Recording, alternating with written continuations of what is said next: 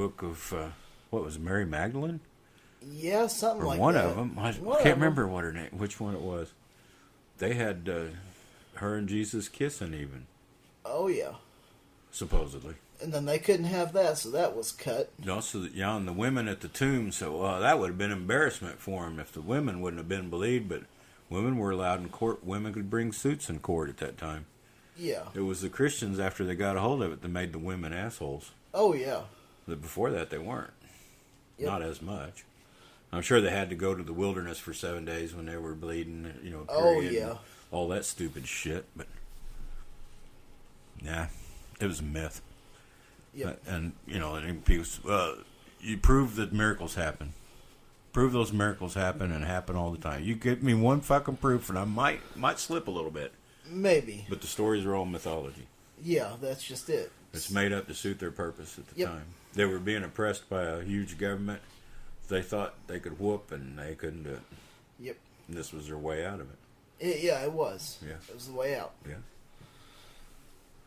So, yeah, I'm going to keep looking at those. It's interesting. Oh no, now. it's fun. I mean, I'm But sure this is my we're own gonna- personal opinion. I'm not an authority about anything, but no, I can't put all the things together and prove that it's absolutely mythology. But on a scale of 1 to 10, it's probably an 8.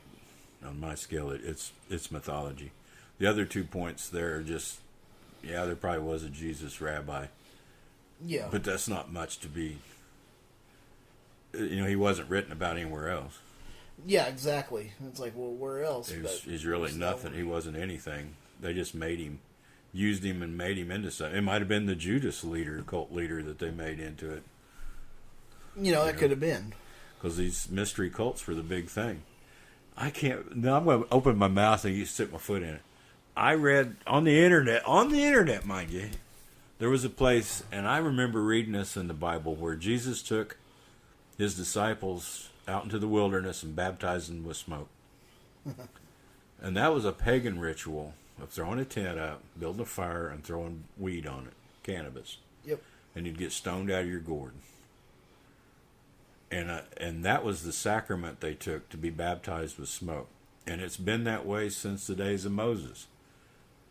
In the book, he wrote that Aaron was to keep it burning in the temple, all the time. God loved that smell.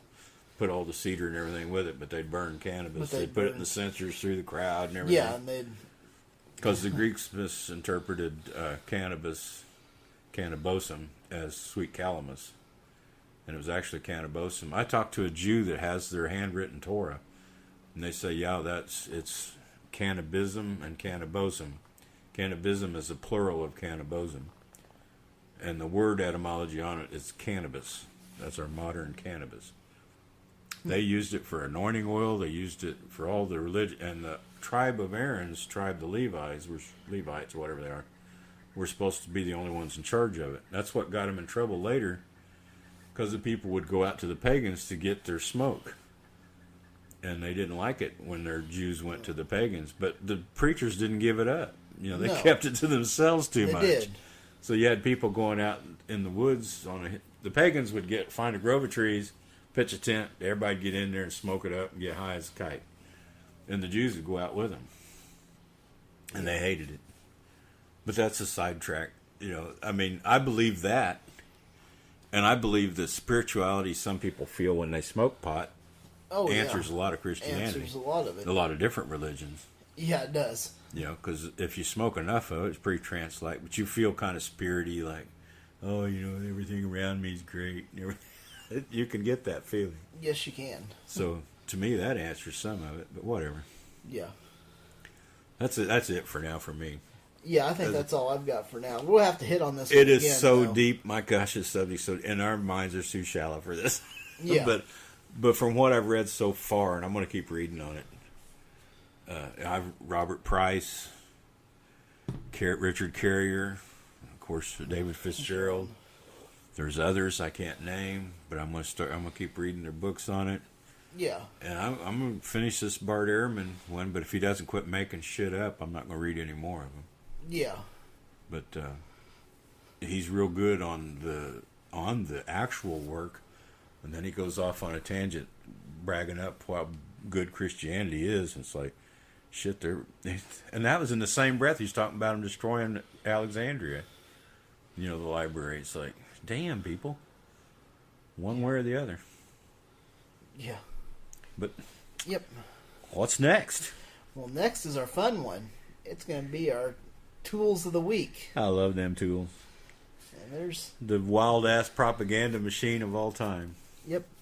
We got 3 of them to pick from. Oh, boy. Oh, there was a lot of them this week, wasn't there? Oh, yeah. I mean, there was a It's lot. like they come out of the woodwork.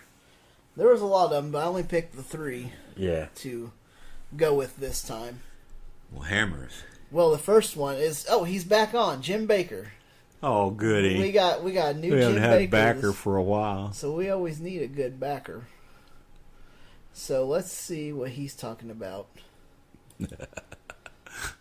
this week. Have you ever seen a time when we hate our president like the people do now? I mean, people... No? Yeah, the last 8 years. Yeah, you guys did that on Obama for 8 years. Would probably kill him if they got a chance. I've never seen anything like it, and I can't understand that. And I said, Lord, where are we in the Bible? And you know, I opened my Bible and God led me back to where I teach all the time. In Revelation. The book of Revelation, chapter 6.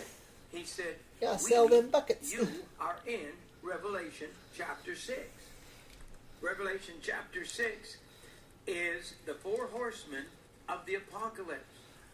And he said, Trump don't this is ride a what he horse. told me. Now listen to me. He said, Donald Trump is a respite in this troubled times, and I sent him in grace to give you time to prepare for what's coming on earth. Buy more And buckets. right now, Yep, buy more. You got You got time to buy them. Come on, buy them now. the first horse of the apocalypse has started to ride. But I just wanted to let you know where we are. We are in Revelation 6. We're in the horse. The first horse is out of the barn. The first horse is riding. He is the Antichrist. There's so much I could talk about. He hates the gospel. Can you see that today, people? Yes. There's such a hatred for the gospel. Yes. This is the Antichrist spirit loose. But God has given us a man who is not afraid Who to doesn't fight. know anything about the gospel? No, he knows nothing. It's crazy. They call him crazy. He wouldn't look at that Bible if he had He's to. peace treaties. He's doing all the things to try to solve the world's problem. Right. And God has put him under. And God spoke to me the other night. He said, I put Donald Trump on earth to give you time, the church, to get ready. Yep, and He's buy so- more buckets. He's solving the earth's problems by being a white supremacist with every bit of it. On that video, he's got a whole table full of stuff there. Oh, yeah, you know he's getting ready to put the big pitch on.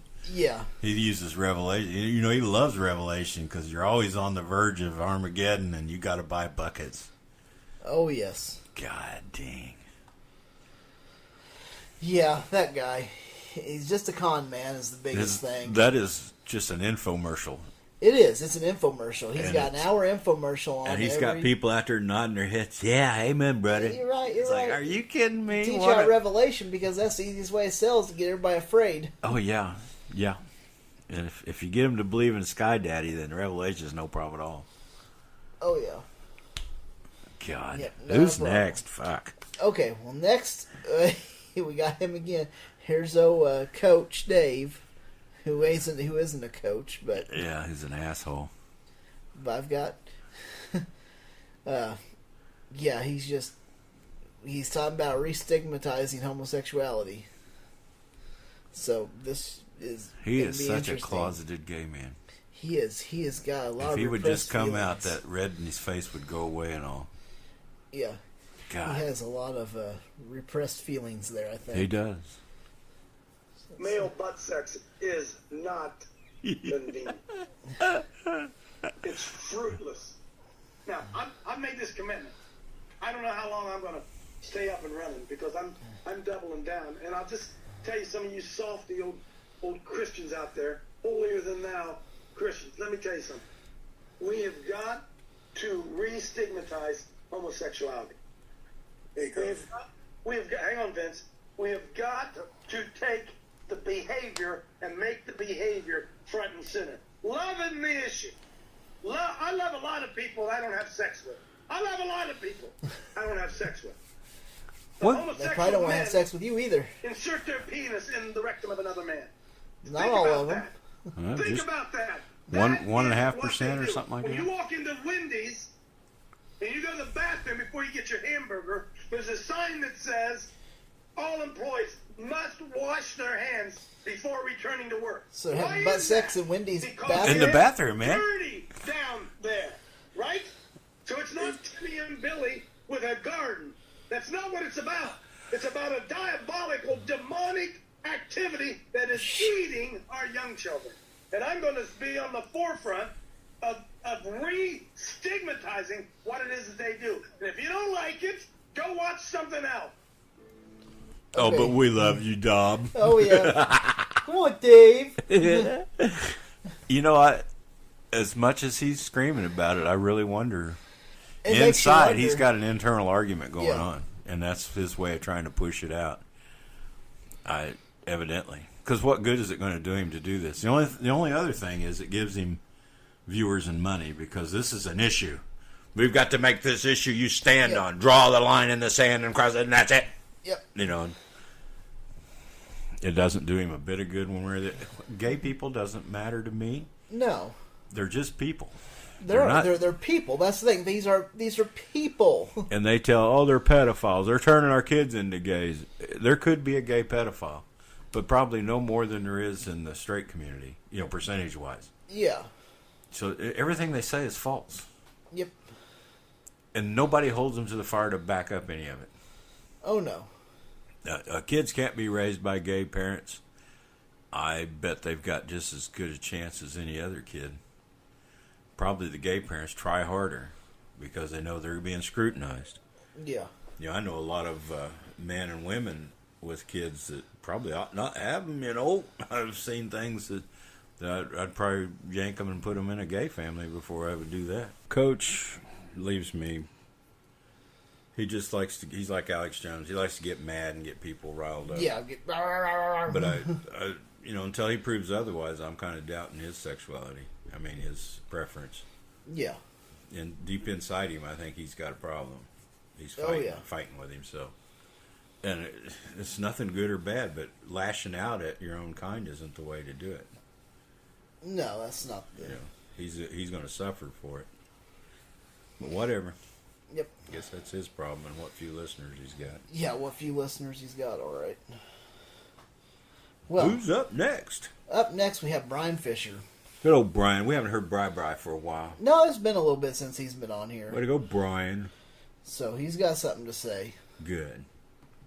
Let's hear what he's got to say. Come on, You've got to Brian. take a look at what's going on right now and ask yourself the question, if this continues as it is, where is this going to lead? And Richard Haas says, look, I see the kind of animus, the hostility, the hate, the vitriol in this country, the reinstatement of Jim Crow laws by people on the left. I mean, they Bullshit. are running whites, white women. I mean, it's not only racist, One white it's woman. misogynistic, Well, two white women. Running white Yeah. women But out they're of not. They're white restaurants supremacists. and Fuck them. They need to go. Be in run fact, out. you could make the case Yeah. that the liberals of today are the new Confederacy. They are the Oh, new bullshit. Confederate Party because they're bringing back segregation. They're They bringing are back not. No, they're racism. not. They But are that's You guys are that's white. his argument for his white supremacist lunch buddies. counters Yeah. to people of a Because particular they're the skin color. bigots, They're not the us, Confederate Party. and they're every one of them They are fucking have the bigots. secessionist instinct against the federal government. Do they not? They want No, they do California not. wants to secede from No, it does the Union. not. What an idiot! They want to divide into 4 different new states. So they have a secessionist impulse in them, just like the Confederates. So you're going to hear that from me consistently from fuck now you. on. That the Democrats of today are When Obama was in, how many states were going to secede from the Union? Conservatives. conservatives. Texas, you Yep. know, they was just going, that's it. We're That's what I was fucking going to through. say. Once Obama was elected that second term, I remember seeing it on Facebook. It came across there. People wanting to say, we got to sign this thing so we can succeed from the union Yeah. because we're not happy with this. Like, fuck you, you racist motherfucking Yeah, piece black of guy shit. got to be president, and that was it. Just Yeah, fuck nothing 'em. that black guy does, and